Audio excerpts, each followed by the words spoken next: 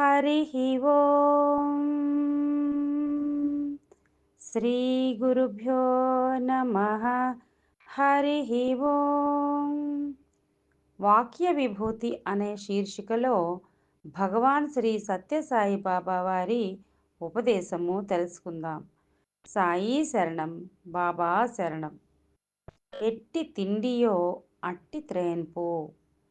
మామిడి పండు తింటే మామిడి పండు త్రేన్పే వస్తుంది గాని దోస త్రేన్పు రాదు.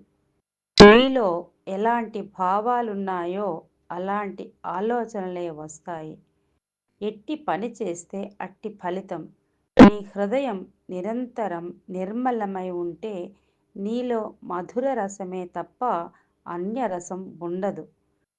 పాత్ర నిండుగా పాయసం పోసి ఎన్ని చిల్లులు కొట్టినా పాయసమే వస్తుంది.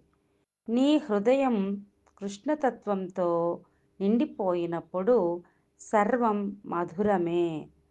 మనస్యేకం, వచస్యేకం, కర్మణ్యేకం, మహాత్మనాం. మనోవాక్కాయ కర్మల ఏకత్వం కలిగినవాడే నిజమైన మానవుడు. మనసొకటి, మాట మరొకటి, చేత ఇంకొకటి ఉండేది దుర్మార్గులకు. ఓం శ్రీ సాయిరాం.